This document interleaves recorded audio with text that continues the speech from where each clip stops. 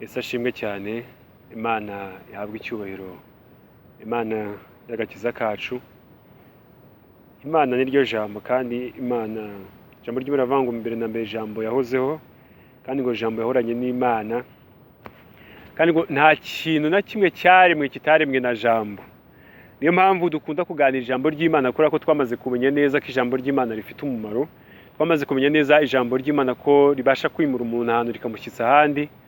Twamaze kumenya ko ijambo ry'Imana ngo rimeze nk'inkota ya mugiyombi. Iyo nkota iyo itandukanye umubiri n'ubugingo, ndetse igakora imirimo n'ibitangaza ku buzima bw'umuntu wizeye ijambo.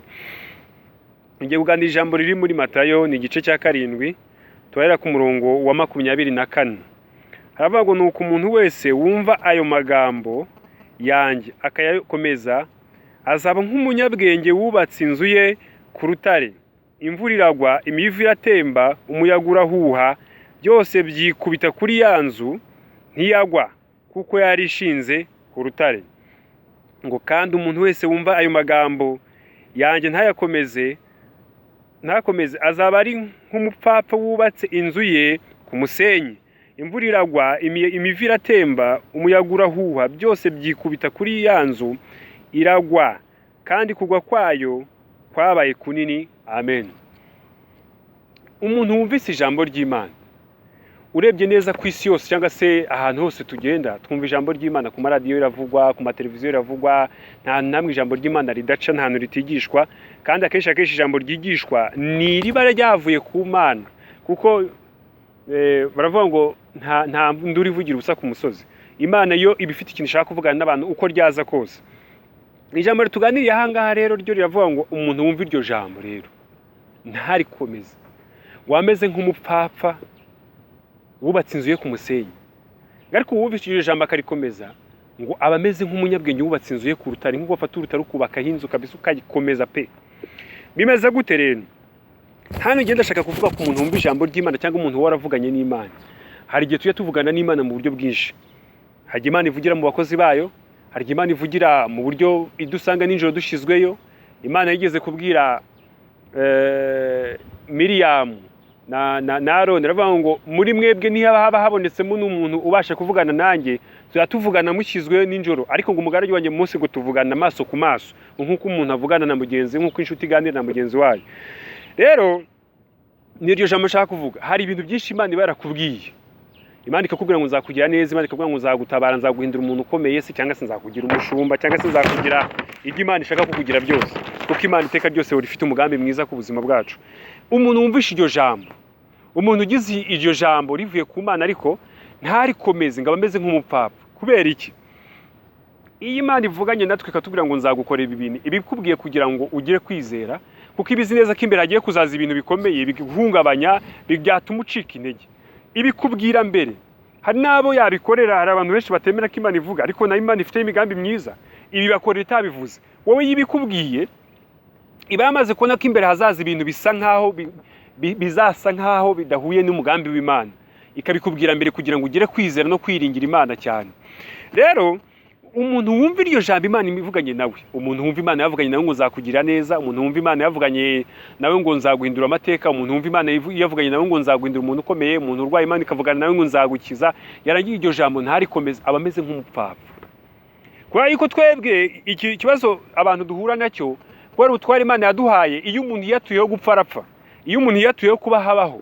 Bisaba ngo rero ugire ijambo ry'Imana, numara kurigira urikomeze, numara kurikomeza urigendere mu ryature, numara kuryatuza akanwa kawe rikore. Yego, nukuvuga ngo rero umunyabwenge icyo akora niki, ararikomeza. Ugahora uvuga ngo Imana yavuganye nanjye naho warwara ukaremba. Reka mbabwize ukuri, umugaragu w'Imana Aburahamu yakomeje ijambo Imana yari yamuvuganye nawe.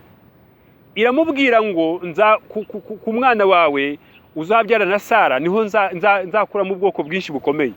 Imana igera hino amubwira ngo ugenduza n'uwo mwana Wumve, umuntambire. Aburahamu yageze igihe cyo kujya gutamba, ajya gutamba Isaka, akizeye yuko Imana Isaka yafa, ariko Imana ikongera ikagira ite, ikamuzura, kuko yari amaze kwemera yuko Imana itajibeshye. Nukuvuga ngo rero iyo umuntu atangiye kudautinga cyangwa se gushidikanya ku cy'Imana yavuganye nawe, aba yameze nk'umupfapfa wubatse ku musenyi. ese niba utubaka ku ijambo Imana yakubwiye ntibubake ku ijambo yandikishije wubatse kuki waba wubatse kuki waba wubatse ku miryango ku nshuti ku bavandimwe jambo ry'Imana ngo bamwe biringiye amagare abandi biringiye amafarashi ariko twebwe ibyiringiro byacu ninde Uwiteka utagize ibyiringiro mu Uwiteka ufite ibyiringiro kuri inde wakwiringira umuntu umeka umwuka mu mazuru ejo agapfa wakwiringira umuntu ukubwira ngo nzakugira gutya ejo agahinduka twagiye tugira amasezerano y'abantu benshi bakabwira ati tugiye kugutangiriza business iyi tugiye kukugira gutya na gutya akabigusezanya bikarangirira aho ngaho umuntu akabwira ati nzagukorera ibi nibi ugategereza ukabyiringiramo amara kubyiringiramo bikagira gute ukabona birarangiye ntanapfe ariko akagira impamvu nyinshi zituma amafaranga abona ibindi yayakoresha ariko Yesu we yavuze ngo umuntu wumva iryo jambo ngewe mvuga akarigenderamo ameze nk'umunyabwenge ndagira nkubwire wowe mwene data ufite ijambo Imana yakuvuzeho uyu munsi niryo jambo nakuzaniye uri umunyabwenge ukomeye cyane kurigira sukundi suko Imana yarakuvuzeho gusa ahubwo kuburigenderamo kuburyiringiyemo uvuga ko Imana izakugirira neza uvuga ko Imana izagutabara jewe nabayeho mu buzima bwo kwiringira Imana nibwo butumye iki akanya nkiriho nawe n'uburwayi Imana ikagenda ibukiza mura n'ubukene mura n'iki n'intambara nyinshi zitandukanye ariko kugeza aka kanya yaza kuba ntarigeze niringira mu Mana banaratoye amashashi ku muhanda nk'abandi kuko byari bikomeye nta miryango nta nshuti nta bantu nari mfite bamfata amaboko n'abakahabaye nabwo bari bafite ibindi bibareba bagomba kuba bitayeho rero iyo wiringiye Uwiteka aragusunika akakugeza ku cyo yakuvuzeho kuko niwe akikuvuzeho kandi ntabwo ari ngombwa ko Imana ikuvugaho ikintu kigaragara nk'icyo wowe wemera ko cyabaho wowe jya wemera ikintu kuko wakibwiwe n'Imana yakuremye ifite imigambi bamaso rero bamaso nurangiza wiringira ijambo ry'Imana wiringiye n'iki Imana ikuvugaho cyakora niwumva atari Imana yavuze ntuzabihagarareho ariko niwumva ari Imana yavuganye nawe ikakubwira ngo nzakugira gutya na gutya na gutya uzabikomere kuko nabonye Imana igira abantu neza nabonye Imana itajya yibagirwa icyo yabwiye umuntu niyo mpamvu Imana yaje gipfa kuvuga ibintu byose ibonye ivuga kubera yuko iziki izakora kuko ikintu cyose ivuze kiba cyabaye ihame umuririmbyi yavuze ngo imvugo yiyo ni ihame gutegereza umunsi n'isaha ibyo nibyo niko kuri koko icyo avuze kiba cyabaye itegeko yewe kiba itegeko no ku Mana ubwayo Imana ikubwiye kibitegeko kuri yo ndacyo kikayibera nk'itegeko kuko ntabwo yarenga isezerano yatanze no kuvuga ngo Imana ntigipfa guha umuntu isezerano ahubwo iriguha kuko iziki izarisohoza rero reka nkugire inama mwene data nanjye nyigira yo kugira gute yo kwiringira ijambo ry'Imana iryo ucisha mu bahanuzi ryicisha ikuvugisha kuko Imana ntabwo yeretse kuvuga n'ubira cyavuga kandi n'ubiri kuvuga kuba ndi kuvuga ni Imana iri kuvugira muri ngiye kuko ndi kuvuga ijambo ryayo Imana iguha umugisha rero ndagukangurira kwizera Imana no kuyiringira ndagukangurira kwiyubakamo icyizere cy'uko Imana izakugirira neza ku byavuze mu ijambo ryayo ku byacishiye mu nzozi ku byacishiye mu bahanuzi ibyo byose ukabikomeraho kuko ijambo ry'Imana hano ryatubwiye ngo kandi umuntu wese wumva ayo magambo yanjye ntayakomeze ngo ameze nk'umupfapfa ameze nk'umuntu wiringira umuyaga uhuha ahubwo iringira Uwiteka wiringira icyo Imana yakuvuzeho aba ari cyo wirate ko Imana yavuganye nawe wirate ko Imana ikuzi